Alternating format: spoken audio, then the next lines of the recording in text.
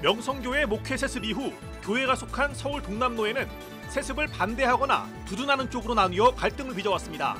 그러자 교회가 속한 교단인 예장통합총회 임원회가 노회에 개입하겠다고 밝혀 노회 정상화가 어떤 방향으로 전개될지 주목됩니다. 교회 재정 건강성 운동본부가 신방과 도서 구입 등 목회 활동비와 관련된 규정을 정확히 해야 한다는 주제로 세미나를 개최했습니다. 교회 순례, 오늘은 노숙인과 알코올 중독자들의 재활을 돕는 구세군이 운영하는 성인 재활센터를 소개합니다. 여러분 안녕하십니까? CBS 뉴스입니다. 명성교회 목회 세습 이후 교회가 속한 서울 동남노회는 세습을 반대하거나 두둔하는 쪽으로 나뉘어 갈등을 빚어왔습니다. 그러자 교회가 속한 교단인 예장통합총회 임원회가 서울 동남노회 수습전권위원회를 파송하기로 했습니다. 총회가 개입하겠다는 뜻인데 노회 정상화가 어떤 방향으로 전개될지 지켜봐야겠습니다. 천수연 기자입니다. 명성교회 목회 세습 사태로 갈등이 계속되고 있는 서울 동남노회의 정상화를 위해 총회가 개입하기로 했습니다. 예장통합총회 임원회는 최근 임시회의를 열고 서울 동남노회의 수습전권위원회를 파송하기로 가닥을 잡았습니다. 김수원 목사의 노회장 선출에 절차적 하자가 있다는 입장인 통합총회 임원회는 명성교회 세습을 놓고 둘로 나뉜 서울 동남노회가 자체적으로 임원을 구성하고 화합할 수 없다는 판단에 따라 수습전권위원회 파송을 결정한 것으로 알려졌습니다. 수습전권위원회는 총회장과 두 부총회장이 논의해 구성하기로 했으며 빠르면 다음 주쯤 명단이 발표될 것으로 보입니다. 앞서 임원회는 명성교회 목회 세습을 인정할 수 없다고 한 지난 9월 정기총회 결의를 반드시 지키겠다는 의지를 여러 차례 피력한 바 있습니다. 따라서 수습전권위원회도 총회 결의 이행이라는 큰 틀에서 노회 정상화에 나설 것으로 예상됩니다. 세 번의 노회 파행 끝에 총회가 나서기로 한 만큼 앞으로의 노회 정상화가 어떻게 진행될지 주목됩니다. 이런 가운데 지난해 세습 반대 운동에 불을 지폈던 장신대에서 다시 한번 반세습 의지를 모으는 집회가 열립니다. 명성교회 세습 철회를 위한 예장연대는 다음 달 17일 저녁 장신대에서 103회기 총회 결의 이행을 촉구하는 대회를 열기로 했습니다. 예장연대 측은 총회 임원회와 재판국이 총회 결의를 제대로 이행해야 한다며 명성교회 세습은 반드시 철회돼야 한다는 게 결의 내용이라고 강조했습니다. 이날 대회 설교는 김동호 목사가 전합니다. 김동호 목사는 자신의 SNS를 통해 불법을 보고도 못 본 척 침묵하는 것은 비겁한 일이자 죄라면서 총회 결의 이행 촉구 대회에 적극 참여해달라고 촉구했습니다. CBS 뉴스 천수연입니다. 각 교회에서 목회 활동비는 주로 담임 목사들이 사용하는 돈입니다. 하지만 목사들이 목회 활동비를 불투명하게 사용하면서 갈등의 원인이 되고 있습니다.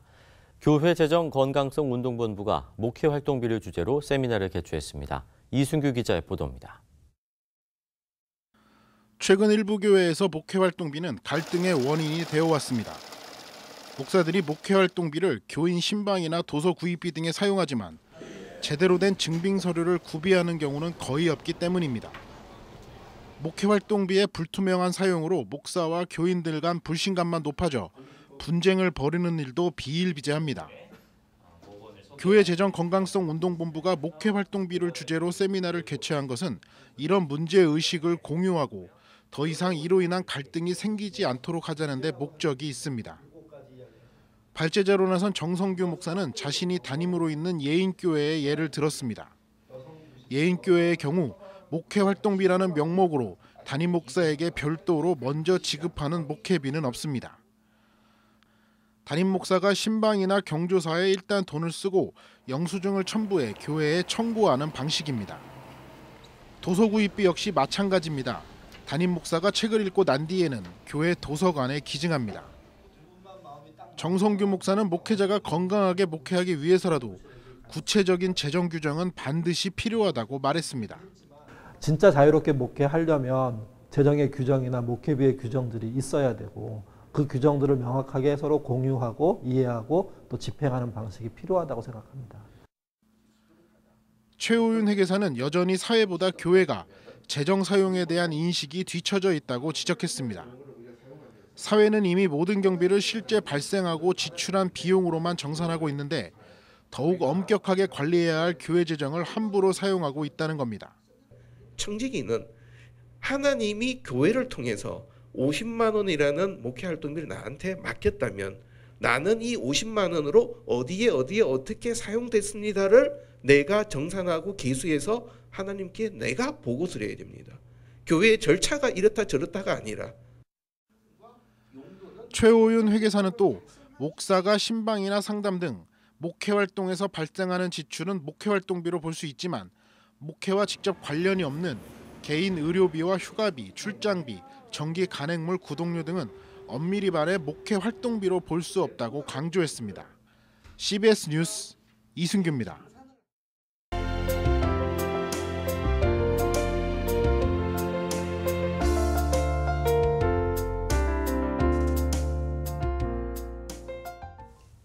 개신교 교단 중 하나인 구세군은 설립 초기부터 소외 이웃을 돕는 사역을 적극 펼치고 있습니다.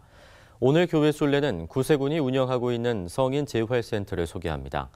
신앙 공동체 안에서 노숙인과 알코올 중독자들의 재활을 돕고 있는 구세군 ARC 연수원인데요. 최경비 기자가 소개합니다.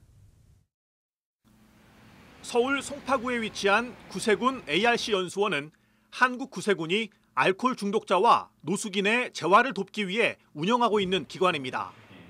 오랜 노숙 생활과 알코올 중독으로 일상적인 경제활동이 어려운 이들을 대상으로 중독 치료와 더불어 스스로 살아갈 수 있는 힘을 키워주는 곳입니다. 구세군 ARC 연수원이 다른 성인 재활센터와 다른 점은 철저한 신앙생활을 바탕으로 운영된다는 점입니다. 인생의 끝자락에서 스스로 이곳을 찾아온 이들이지만 신앙이 없는 이들은 힘든 재활치료 과정을 견디지 못하고 떠나는 경우가 있습니다. 하지만 이곳에서 예수 그리스도를 영접하고 신앙생활을 시작한 이들은 힘든 과정을 참고 재활에 성공하는 경우가 많습니다. 그래도 예배 가운데 또 신앙을 갖게 되고 믿음을 갖게 되므로 자신들이 회복될 수밖에 없다라는 것을 인지하시고 남아 계시게 되더라고요. 실패하신 분들은 또 세상 가운데 그 기준에 따라서 나가신 분들은 또 실패하고 또 영적인 것, 신앙을 붙드는 분들은 이렇게 성공하는 케이스로 남아 계시고 있습니다. 구세군 ARC 연수원에 입소한 이들은 6개월 동안 중독 치료와 상담, 직업 교육 등을 받게 됩니다. 이후 3개월 동안 취업 훈련 과정을 거친 뒤 구세군이 제공하는 주거 공간을 기반으로 완전한 재활의 과정을 거치게 됩니다. 특히 이 기간 동안 매일 기도와 경건회 등 영성 훈련을 통해 이전과 다른 삶을 살아가게 됩니다. 여기를 마지막 희망이라고 내 생각하고 이렇게 여기를 택했어요. 이제 술이라는 생각은 안 돼. 오로지 이제 믿음 생활을 하면서 내가 이제 삶에서 좋은 삶이 있다면 그 길로 가고 싶다는 얘기죠. 저희 이제 알코올 문제로 들어오게 됐는데 제가 깨달은 것은 무엇이냐면은 저희 힘으로는 알코올 문제를 해결할 수가 없다. 오직 하나님만이 저희의 알코올 문제를 치유해 주시고 믿게 되었고요. 기도드리고 그렇게 생활하고 있습니다. 경제 양극화 속에서 소외된 이웃들, 특히 육신의 건강은 물론 정신과 영적인 상태마저 무너진 이들이 신앙 공동체를 통해 스스로 일어설 힘을 키워가고 있습니다. CBS 뉴스 최경배입니다.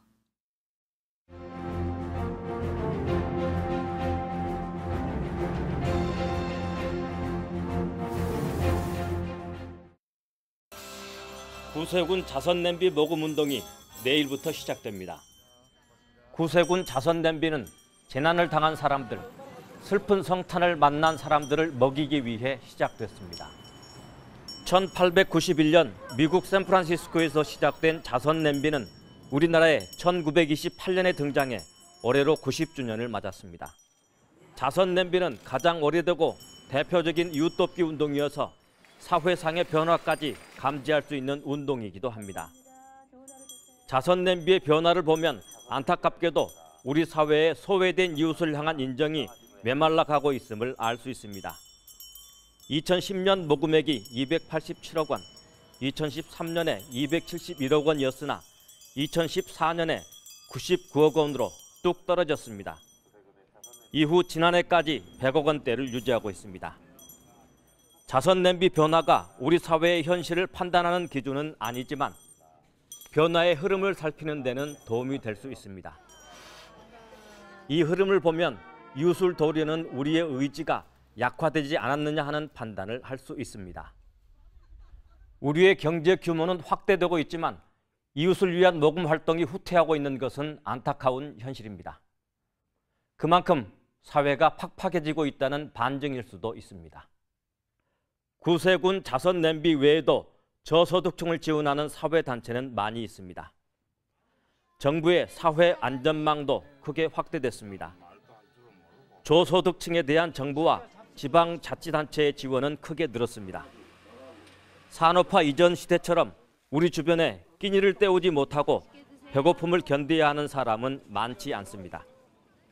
그럼에도 불구하고 정부로부터 여러 사회단체로부터 도움을 받지 못하고 사각지대에 있는 소외계층은 많이 있습니다.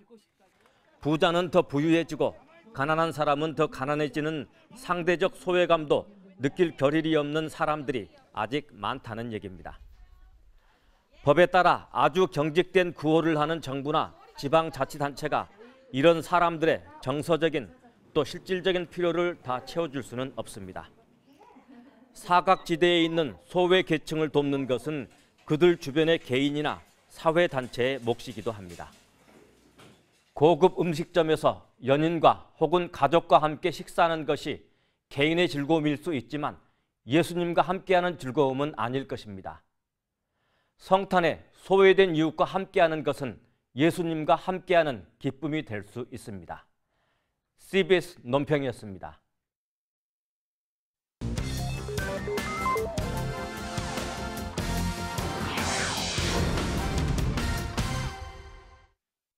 이어서 간추린 지역교계 소식입니다. 금천설교연구원이 설교가 살아야 교회가 산다는 주제로 제2회 목회자 설교 컨퍼런스를 개최했습니다.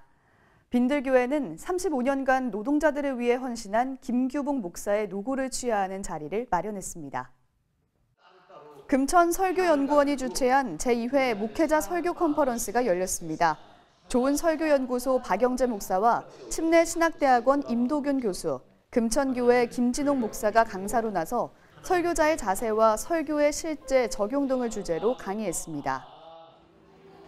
대전 빈들교회가 지난 35년 동안 노동자들을 위한 사역에 헌신해온 김규복 초대 담임 목사의 은퇴 감사 예배를 드렸습니다. 대전 지역의 시민사회, 민중, 노동자 단체들하고 함께 일을 많이 했기 때문에 그분들을 모아서 은퇴를 알리고 함께 축하도 하면서 또 앞으로의 여러 가지 다짐을 함께 하고자 해서 이런 모임을 했습니다. 이 자리에는 목회자 선후배와 성도는 물론 시민단체와 노동자들도 참석해 김규복 목사에게 감사패를 전달했습니다. 부산 성시화 운동본부가 제95차 부산 성시화를 위한 목회자 기도회를 개최했습니다. 예장합동 전국장로회 연합회가 정기총회를 열고 회장과 부회장을 선출했습니다.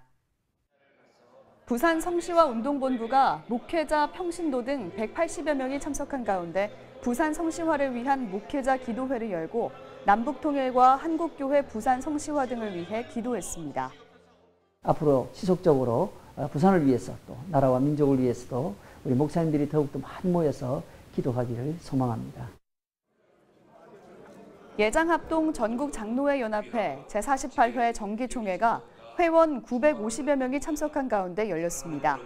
이번 정기총회에서 영주 대흥교회 윤선율 장로가 회장으로 선임됐고 수석 부회장은 남서울중앙교회 강대호 장로가 당선됐습니다.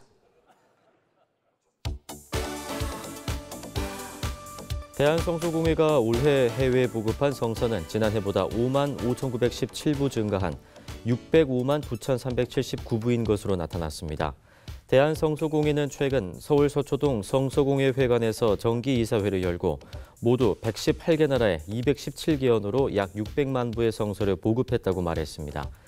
국내에는 지난해보다 6만 9,220부가 적은 52만 5,124부의 성경을 보급했습니다. 라이프 오프 기독교 자살 예방센터가 최근 서울 신촌 일대에서 생명보듬 페스티벌 라이프 워킹을 개최했습니다.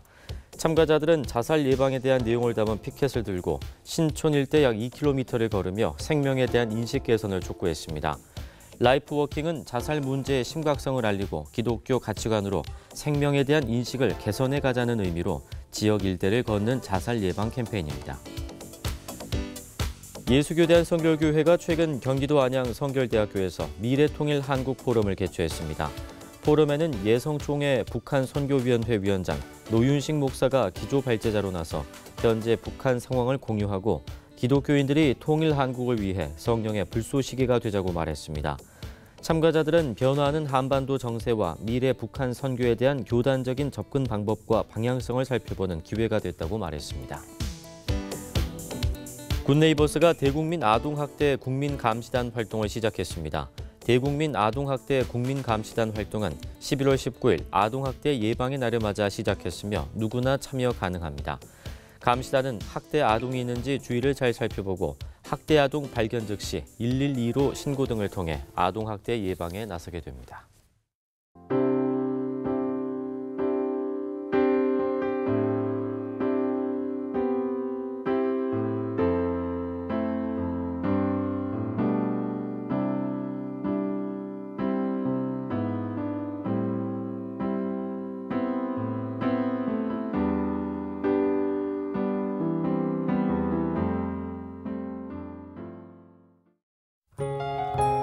날씨입니다. 내일은 전국이 대체로 맑겠습니다. 아침 최저 기온은 영하 7도에서 영상 7도, 낮 최고 기온은 7도에서 16도로 예상됩니다. 이상으로 뉴스를 마칩니다. 고맙습니다.